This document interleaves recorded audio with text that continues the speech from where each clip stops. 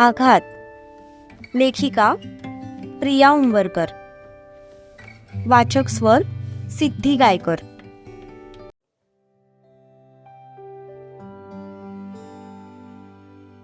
वहिनी, तुझी जेवायची वेळ झालीय. चल उठ पटकन, खाऊन घे. शिवा तिच्यासाठी जेवणाचं ताट आणत म्हणाला. शिवा, अरे झोपण्यापूर्वीच तर नाश्ता करून झोपले होते. 2 तासात लगेच कशी भूक लागणार? ती उठून बसत म्हणाली.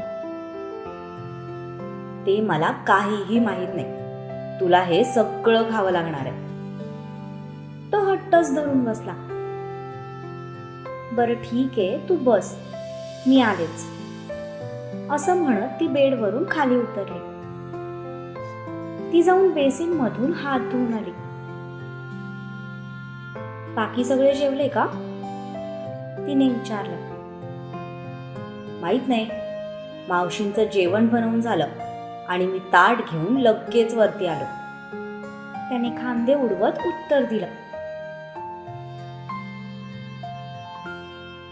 माझ्यासाठी ताट आणलंस आणि स्वतःसाठी? ती बारीक नजर करून त्याच्याकडे बघत म्हणाली. मला अजून भूक नाहीये, मी थोड्या वेळाने जेवेन. तो तिच्यापासून नजर चोरत म्हणाला. ठीक आहे, तुला भूक नाही ना, तर मला पण भूक नाही, ती म्हणाली. तसं नाही वहिनी, ऍक्च्युली ते. तो बोलतच होता. तितक्यात दारातून आवाज आला. Sir, presentation is ready.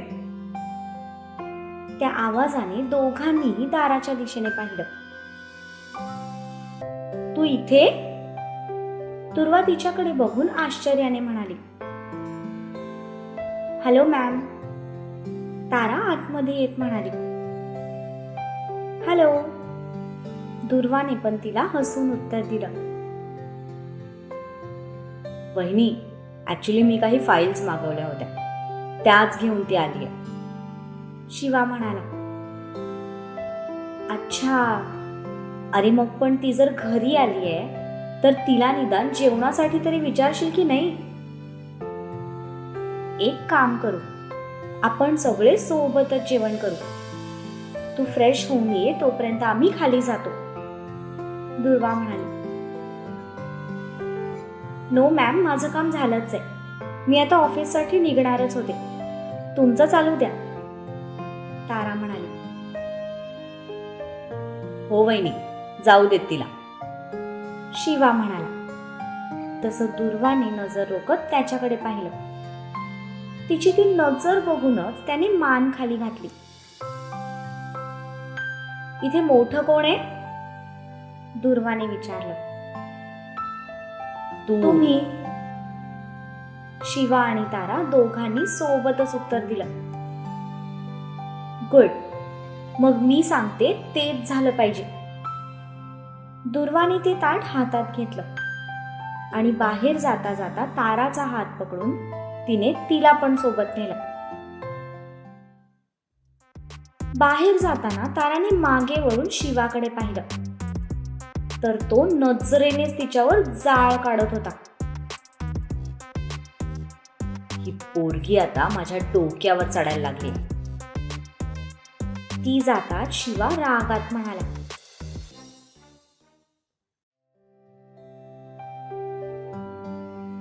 सगळे खाली आले. शीला मावशींनी सगळ्यांना जेवायला वाढलं. मॅम, अहो मी गेले असते, तुम्ही उगीच मला ऑकवर्ड फील करून देताय, तारा म्हणाली. काही ऑकवर्ड वगैरे नाही.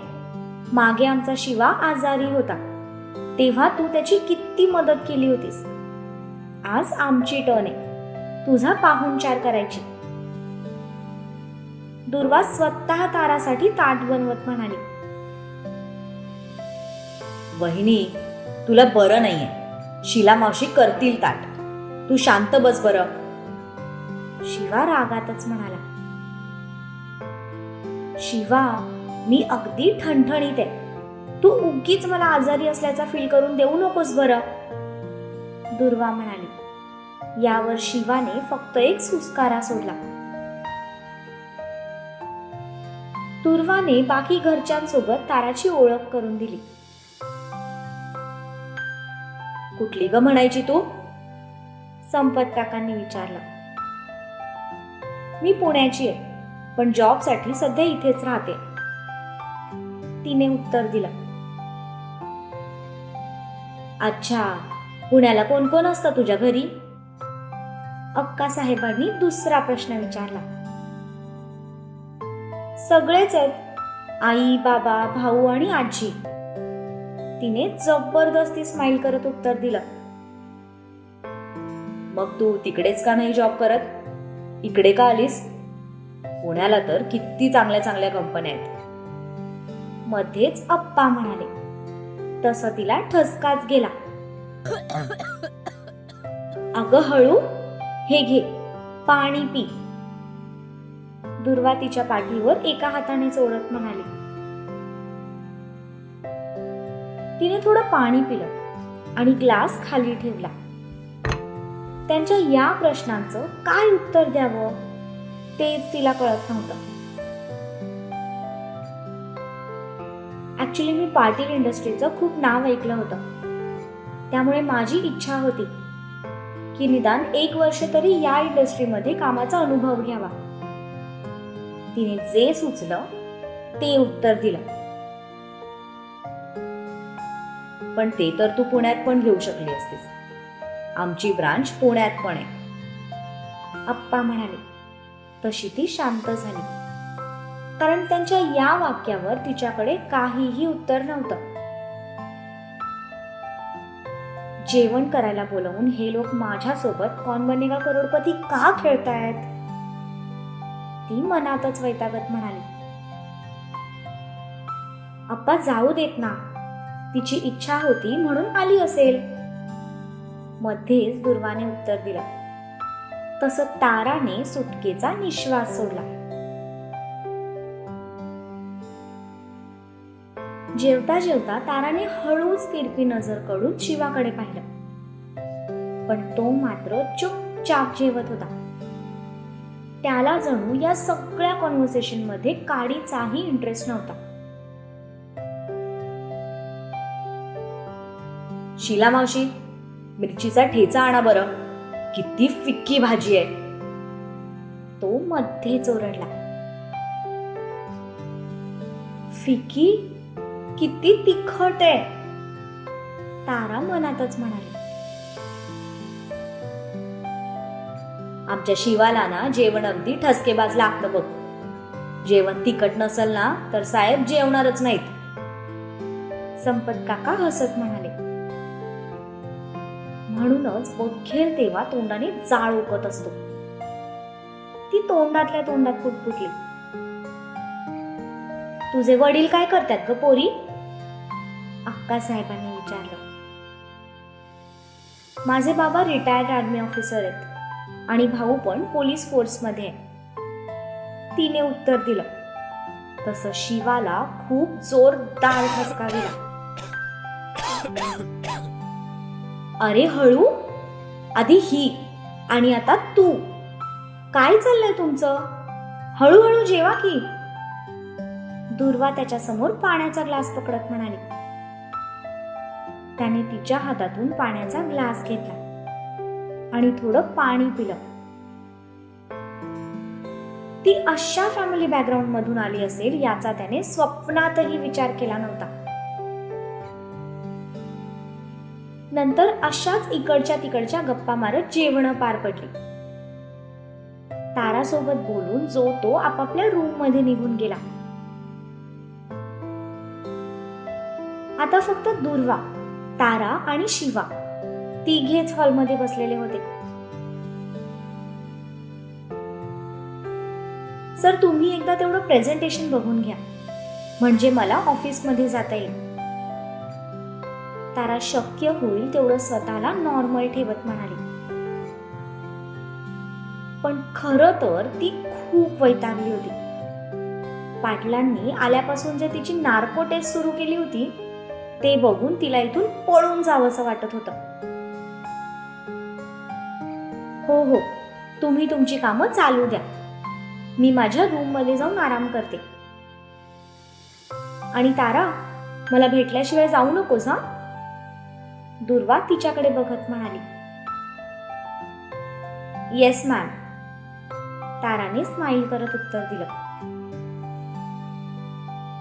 दुर्वा वरती निघून गेली. आता फक्त शिवा आणि तारा दोघेच उरले होते.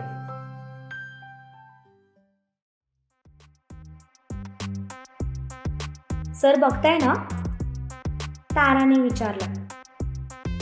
काय? तो मोबाईल मध्ये फोटो घालत म्हणाला. तुम्ही मला काय करायला सांगितलं होतं? तिने त्यालाच प्रतिप्रश्न केला. तसं त्याने मोबाईल मध्ये घातलेलं डोकं वर काढलं आणि तिच्याकडे रागीट लोक देत म्हटलं, don't be over smart, okay? तो म्हणाला, मी काही ओव्हर स्मार्ट बनत नाहीये. तुम्ही पटकन प्रेझेंटेशन बघा आणि मला जाऊ द्या. मला ऑफिसमध्ये पण बरीच कामं आहेत. ती नजर दुसरीकडे फिरवत म्हणाली. फाईन, असं म्हणत तो उठला आणि वरती निघाला. ती पण त्याच्या पाठोपाठ वरती निघून गेली.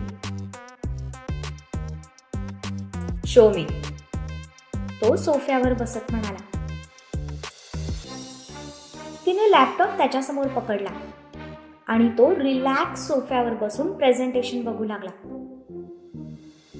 इतक्या कमी वेळात तिने जे प्रेझेंटेशन बनवलं होतं ते बघून तो खरं तर मनातच तिच्यावर इम्प्रेस झाला होता. पण त्याने तोंडावर तसं दाखवलं नाही. त्याचा चेहरा एकदम सिरियस होता. हे काय? त्याला एक चूक सापडली. तसा तो मनातच खुश झाला. काय झालं सर? ती त्याच्या शेजारी उभी राहत म्हणाली. तूच बघ काय झाले ते, असं म्हणत त्याने लॅपटॉप तिच्यासमोर पकडला. ती त्याच्यापासून थोडं अंतर ठेवून सोफ्यावर बसली आणि बघू लागली. चूक तर तिच्याकडून झाली होती. सॉरी सर, मी करेक्ट करते, असं म्हणत तिने ती चूक करेक्ट केली. ओव्हर कॉन्फिडन्स असला ना की बऱ्याचदा अशा चुका घडतात, तो तिला टोमणा मारत म्हणाला. तसं तिने रागात त्याच्याकडे पाहिलं, पण यावेळी ती त्याला काही उलट उत्तर देऊ शकत नव्हती, कारण चूक तिचीच होती. तिने चूक करेक्ट करून तो लॅपटॉप परत त्याच्या हातात दिला. ती मनातच त्याला शिव्या घालत होती. तितक्यात तिला एका कुत्र्याच्या भुंकण्याचा आवाज आला. तसे तिचे डोळे जागेवर मोठे झाले. पुढील काही सेकंदातच एक छोटंसं कुत्र्याचं पिल्लू भुंकत शिवाच्या रूम मध्ये आलं. तशी ती टुणकन उडी मारून सोफ्यावर चढली. तिची ती रिॲक्शन बघून थोड्या वेळासाठी तर शिवा पण दचकला. शिवाच्या रूम मध्ये नवीन व्यक्तीला बघून डॉलीच्या भुवया उंचावल्या आणि ती ताराकडे बघून जोर जोरात भुंकू लागली. डॉली म्हणजे शिवाची फिमेल डॉग. डॉली, जा बाहेर जाऊन खेळ, शिवा तिच्यावर ओरडला. पण डॉली काय रूमच्या बाहेर जायला तयारच नव्हती. शिवाच्या रूम मध्ये ताराला बघून डॉली अजूनच चिडली आणि ती ताराच्या अंगावर झेपावली. पण तितक्यात तारा टुनकन उडी मारून शिवाच्या अंगावर आली आणि तिने त्याला घट्ट मिठी मारली. हे सगळं इतकं फास्ट घडलं की शिवाला सुद्धा काहीच कळलं नाही. ती अगदी लहान मुलांसारखी त्याला बिलगली होती. तिला शिवाच्या जवळ गेलेलं बघून आत्ता मात्र डॉलीचा पारा चढला आणि ती तिला चावण्यासाठी ताराच्या अंगावर झेपवली. तितक्यात शिवाने एकाच हाताने तिला अडवलं. I said stop it. जा बाहेर जाऊन खेळ. शिवा खूप रागात ओरडला. तशी डॉली शांत झाली आणि चुपचाप शेपूट हलवत बाहेर निघून गेली. डॉली बाहेर गेल्याचं बघून शिवाने सुस्कारा सोडला. पण तितक्यात त्याच्या लक्षात आलं की तारा अजूनही त्याला मिठी मारून बसलेली आहे.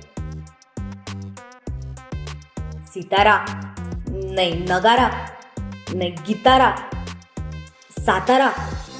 ओ गॉड, काय नाव आहे या मुलीचं? हा, आठवलं, तारा. तो मनातच म्हणाला. तारा, तो हळू आवाजात म्हणाला. पण ती भीतीने अक्षरशः थरथर कापत होती. तिने त्याला अशा पद्धतीने मिठी मारली होती की तिचे गाल त्याच्या गालाला टेकले होते. तिच्या मऊ गालांचा स्पर्श होताच इथे आदत से मजबूर शिवासाहेबांच्या नको नको त्या इच्छा जागृत व्हायला सुरुवात झाली होती. पण सत्यजितच्या स्वरा प्रकरणानंतर शिवासाहेब आता सक्त लोंडा या कॅटेगरीमध्ये पदार्पण करायचा विचार करत होते. पण अंगातले गुण इतक्या सहजासहजी जात नाहीत ना. तेच आतमध्ये लपलेले गुण आता ताराच्या स्पर्शामुळे बाहेर येण्याचा प्रयत्न करू लागले होते. आय जस्ट हेट डॉग्स, ती त्याला अजूनच बिलगत म्हणाली. पण जेव्हा तिच्या छातीचा स्पर्श त्याच्या भारदस्त दंडाला झाला तेव्हा आपसुकच त्याचे डोळे बंद झाले. राम राम राम राम राम राम राम राम, तो मनातच मंत्र जपत म्हणाला. पण जेव्हा त्याला त्याचेच शब्द मरा मरा असे ऐकू यायला लागले ना, तेव्हा त्याने वैतागून डोळे उघडले. तारा, गेलीये ती बाहेर, तू प्लीज बाजूला हो, तो कसा बसा हिम्मत करत म्हणाला. त्याचं वाक्य ऐकताच ताराने हळूच तिचे डोळे उघडले आणि जेव्हा तिच्या लक्षात आलं की तिने त्याला मिठी मारली तेव्हा ती विजेचा झटका बसावा तशी पटकन त्याच्यापासून बाजूला झाली. ओ गॉड, काय करंट होता. ती बाजूला होताच तो त्याच्या दंडावर हाताने चोळत मनातच म्हणाला, आय एम सॉरी सर, ते ऍक्च्युली मला कुत्र्यांची खूप भीती वाटते. ती तिचे पुढे आलेले केस कानामागे सारत म्हणाली. आपण असं अचानक त्याला मिठी मारायला नको होती याची पण तिला जाणीव झाली. पण आता झालेली चूक सुधारता येणार नव्हती. वेट, फर्स्ट ऑफ ऑल ती कुत्रा नाहीये, तिचं नाव डॉली आहे. So give respect to her, okay? तो सोफ्यावरून उठत म्हणाला. रिस्पेक्ट? Like seriously? आणि कुत्र्याला कुत्रा नाही म्हणणार तर काय म्हणणार? ती आता रागात उठत म्हणाली. Dolly, her name is Dolly. तो तिच्या डोळ्यात डोळे घालून तिच्यासमोर बोट करत म्हणाला. डॉली असेल तुमच्यासाठी, माझ्यासाठी ती फक्त एक कुत्रा आहे. सॉरी, कुत्रा नाही, कुत्री आहे, तारा म्हणाली. Just shut up. तुझी हिम्मत कशी झाली माझ्या डॉलीला कुत्री म्हणायची? आता मात्र तो चिडला होता. यु नो व्हॉट, तुमच्या श्रीमंतांचा ना हाच प्रॉब्लेम असतो की तुम्ही तुमच्या पेटला पण स्वतःच्या बरोबरीने आणून बसवता. पण असं केल्याने ते त्यांचे गुणधर्म सोडणार नाहीयेत. बघितलं ना ती कशी भुंकत मला चावायला आली होती, तारा म्हणाली. ओ हॅलो, माझी डॉली कधीच कोणाला चावत नाही. बहुतेक तिने तुझ्यात सवत बघितली असणार, तो म्हणाला. व्हॉट? तारा आश्चर्याने डोळे मोठे करत म्हणाली. आय मीन की ती तुला तिच्याच कॅटेगरीची समजत असणार. माझ्या डॉलीला कोणी कॉम्पिटिशन अजिबात आवडत नाही. तो म्हणाला. हा पोरगा खरंच चक्रम आहे. तारा डोक्याला मनातच हात लावत म्हणाली. सर, तुम्हाला असं म्हणायचंय का की मी डॉग्सच्या कॅटेगरीमध्ये येते? तारा हाताची घडी घालून त्याच्यावर नजर रोखत म्हणाली. अजिबात नाही. मी तर असा स्वप्नात सुद्धा विचार करणार नाही. डॉग्स खूप प्रामाणिक असतात. त्यांची आणि तुझी तुलना करणं म्हणजे त्यांचा अपमान करण्यासारखा आहे. तो पुन्हा सोफ्यावर बसत म्हणाला. पण जेव्हा तिला त्याच्या बोलण्याचा अर्थ समजला तेव्हा ती त्याच्याकडे अजूनच रागात पाहू लागली. यु नो व्हॉट, ऍक्च्युली तू डॉग्सच्या नाही तर स्नेक्सच्या कॅटेगरीमध्ये येतेस. लाईक इच्छाधारी नागिन, नजरेने समोरच्याला घायाळ करणारी. सी, तुझ्या डोळ्यांकडे बघून तर असंच वाटतंय की कुठल्याही क्षणी मला बाईट करशील. तो म्हणाला.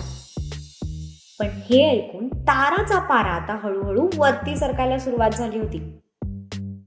तिने हातांच्या मुठी इतक्या घट्ट आवळल्या होत्या की तिच्या पूर्ण हातांच्या नसा फुगल्या होत्या. सर, ती कसा तिचा राग गिळत होती हे फक्त तिलाच माहित होतं. जर प्रश्न पैजेचा नसता ना तर आतापर्यंत शिवाचे सगळे दात त्याच्या घशात गेले असते. इतकी ती तापली होती. Okay, relax. I am just kidding. तुझं काम झालंय, तू जाऊ शकतेस. तो तिच्यापासून थोडं दूर जात म्हणाला. कारण ती ज्या पद्धतीने त्याच्याकडे बघत होती तिची ती नजर बघून तो थोडा घाबरला होता. You know what sir, I wish की मी खरंच इच्छाधारी नागिन असते तर सगळ्यात आधी मी तुम्हालाच बाईट केलं असतं. ती त्याच्याकडे बघून डायलॉग मारत म्हणाली. ओ वाव, दॅट्स रिअली नाईस. झालं तुझं बोलून? मग आता जा. ऑफिसमध्ये अजून बरीच कामं बाकी आहेत. तो तिच्या रागाला सपशेल इग्नोर करत म्हणाला. तिने रागातच तिची पोर उचलली आणि जाता जाता एक जळजळीत कटाक्ष त्याच्यावर टाकून पाय आपटत बाहेर निघून गेली. हळूहळू, फरशी फुटेल आमची. तो पाठीमागून ओरडला पण ती काय थांबली नाही.